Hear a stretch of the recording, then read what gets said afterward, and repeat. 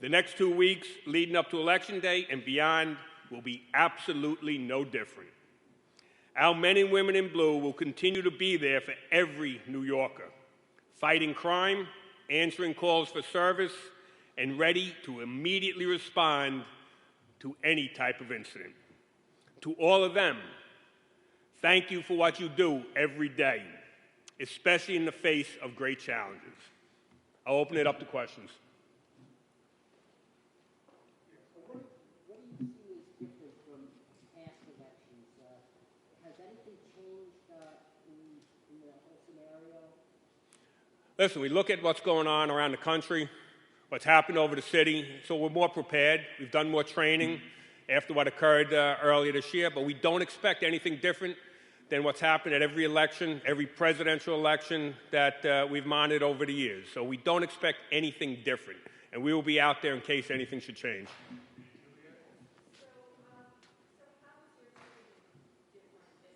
Than it was in prior years? What are you more aware of or alert to?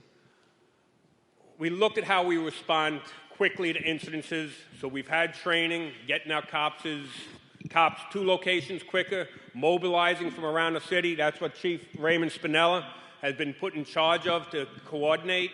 We also trained our cops. That was one of the issues we saw. We want to be better trained. How do we deal with crowd control? The average patrol cop on the street responding as a team for crowd control, we wanted to retrain them in all the various techniques that are available to them. I know you said you don't expect anything different, but what do you think is your biggest threat at this point? Are we talking about people hijacking protests? Are we talking about polling place issues? What do you think? We don't see any threat at this point. Listen, we've been dealing with demonstrations, multiple demonstrations, every day of the week this summer, and we've responded to it.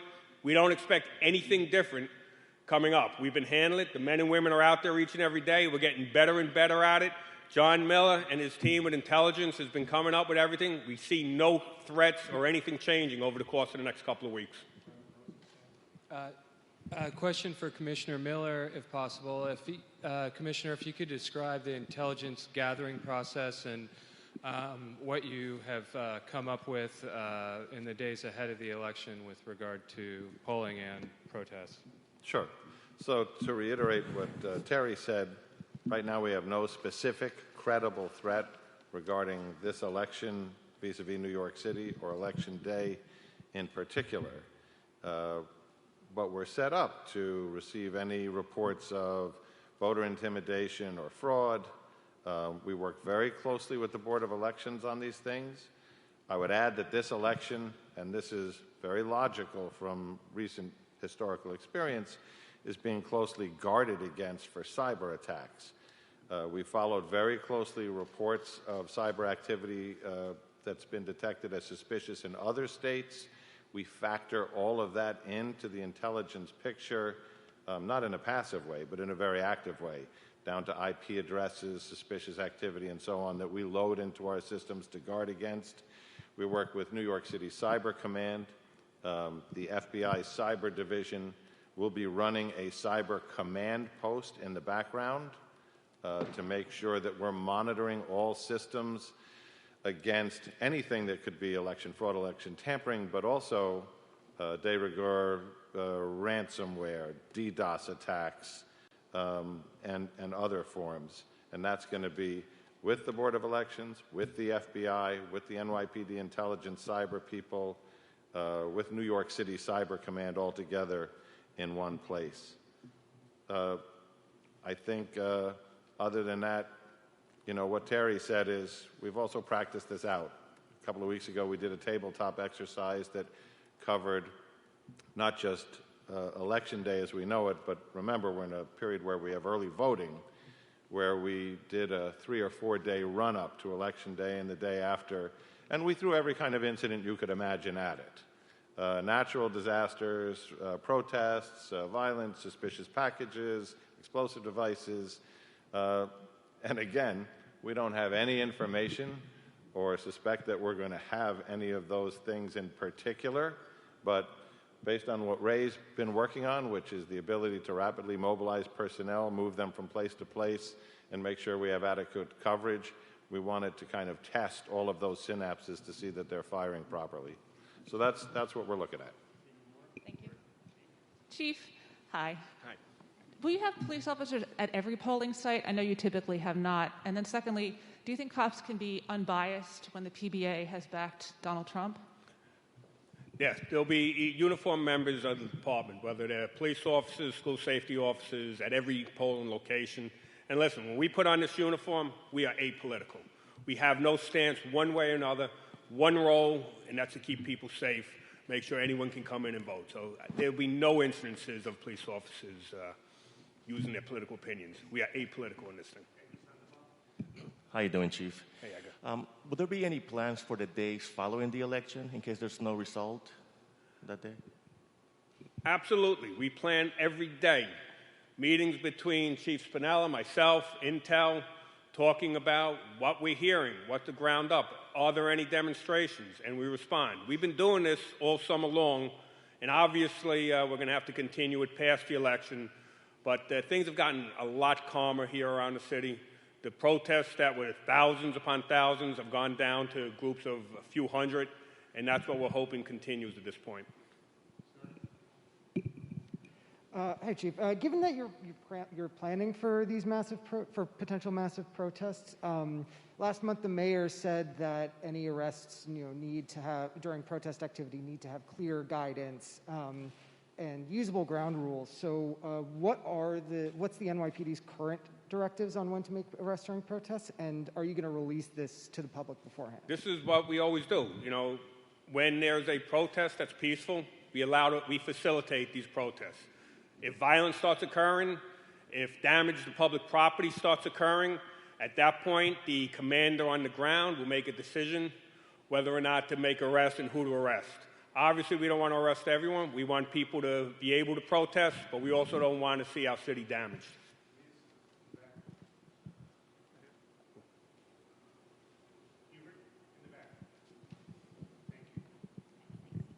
Hi, I just wanted to know if there's any more details that we could get on monitoring polling places during early voting. I know you said there's 88.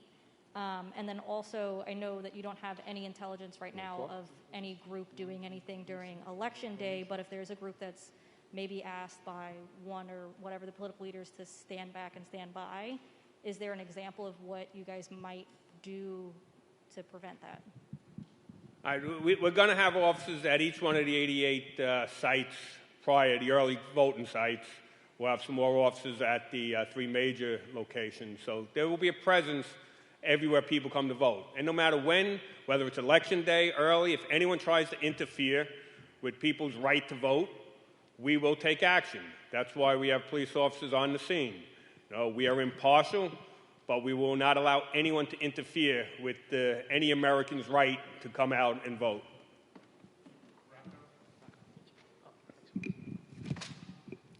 Afternoon, Chief. Hey, Rock.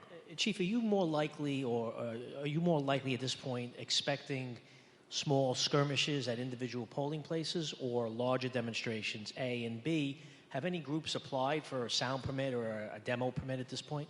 No. Nothing has been applied for. We don't expect any skirmishes. We don't expect any large demonstrations. We expect this to go like any other election does. I don't see any reason for anyone to try and affect people's right to vote. This is what America's all about, letting people get out there and vote. So we're not expecting it. If it were to occur, we're ready to respond.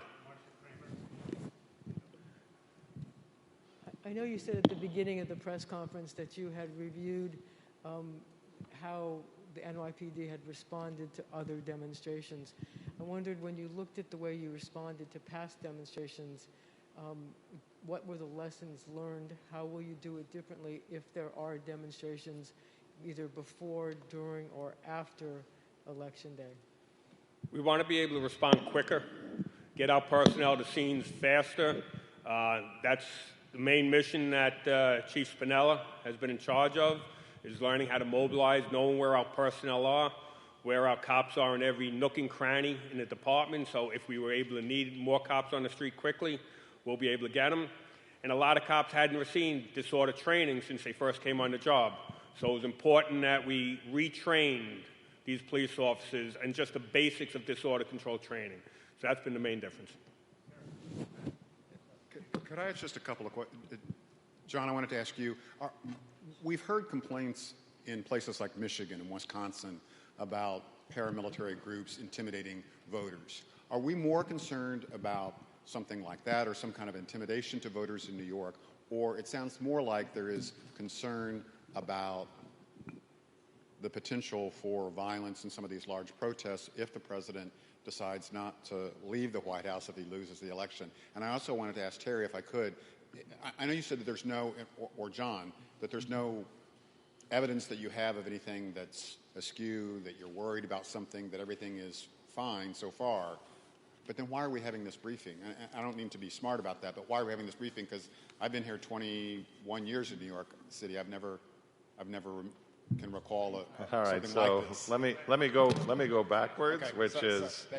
we're having this briefing because numerous media outlets, and if you want the list, you can have it, requested it. And rather than do 25 interviews, it just seemed to be easier to say, let's get everybody in one place and see what the range of questions are. Are we expecting any of the things on your list of the possible parade of terribles? No. Are we going to be prepared for any of them? Yes. And, from an intel standpoint, I just got to reiterate, we have no specific credible threat, but we're aware of things that have occurred in other states. We're aware of contentious relations, and we are relying on two things. One, that from the extreme left to the extreme right, both seem to agree that everybody needs to vote. So we're hoping that actually helps us. And two, if something happens, that we have the adequate resources and the speedy response to deal with it quickly. We've been policing elections for 175 years. It's required by law that a police officer be at every polling station. We want to be very careful not to either over-police, in that could send a signal, or under-police. People should see, as required by law, a police officer at a polling place so that they have someone to bring to their attention anything that's untoward. And then that police officer, in most cases, calls for a supervisor and consults with the Board of Election, and then they decide what to do. Not the first rodeo as far as elections go, and in my experience, in most cases where there's either electioneering or a protest or something that's closer than 100 feet from a polling place, when we've asked them to disperse as the police, in most cases that's happened, but we want to be prepared. I notice the emphasis is that there's no credible threat again and again, but I wonder, as of the 26th of October, that's when you're going to deploy like hundreds of additional cops out there. I wonder what specific instructions you have given them other than a normal, tour or duty. And also, for that matter, the public, what should be aware about and what way they can help you, police. As we always do when we do elections, we advise our cops their job is to maintain the peace, to allow people to come in and vote without being harassed, to prevent any electioneering within 100 feet of the polling site. That is their message. That is their mission that day. To the public, have no fear. Come out and vote. It is a privilege as an American to come out and vote. Everyone should come out and place their vote that day. Have no fear about going into an election site. We will be there, and we will make sure everyone is safe.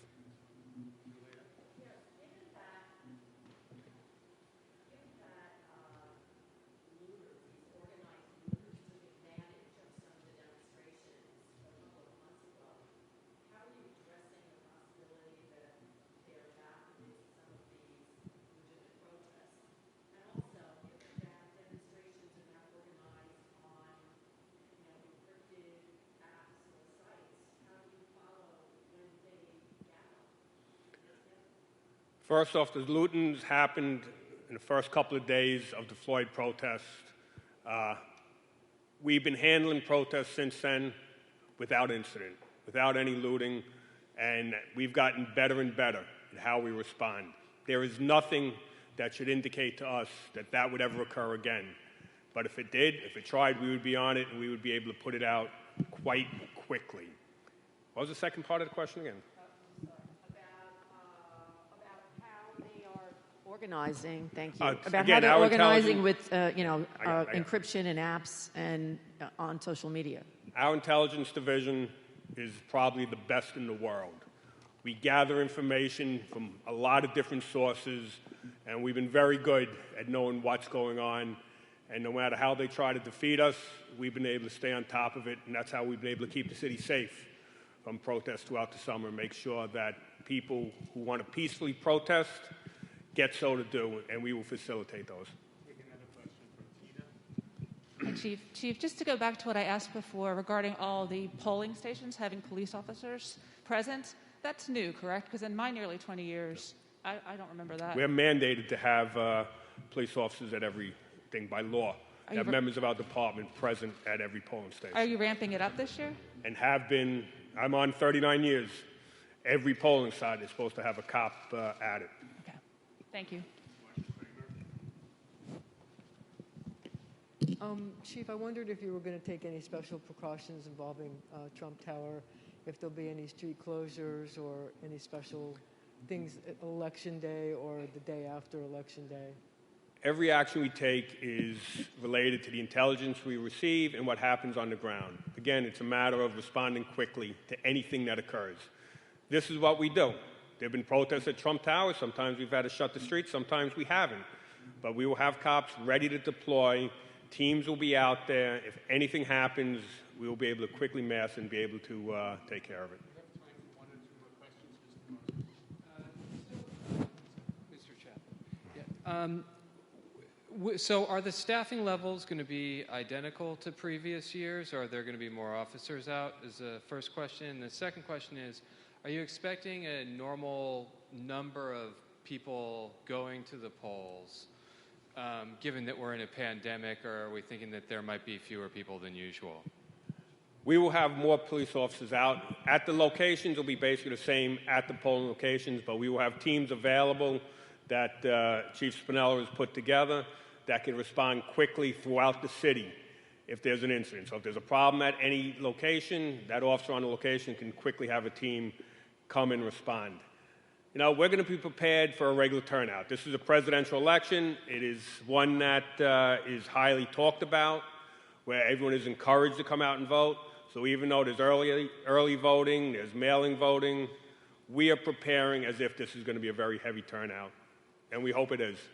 You guys can decide which of you answer the question, Doyle or Mark. Go ahead.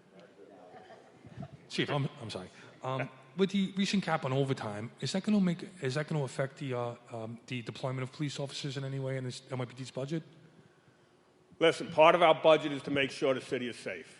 If we need to put personnel out there to make sure it's safe, it'll be part of the overtime budget that we have to work through. So we'll make adjustments elsewhere, but we're not going to cut down on having a coverage out on the street and have to worry about the safety of people in New York. Thank you, everybody. Thank you very much.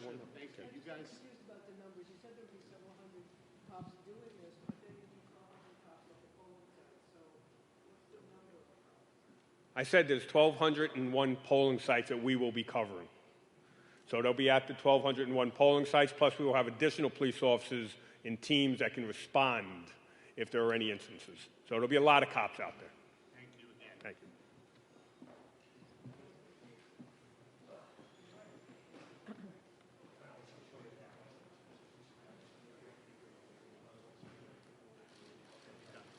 Please. Thank you very much.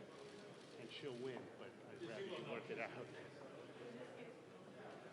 Stay there. I'll come back.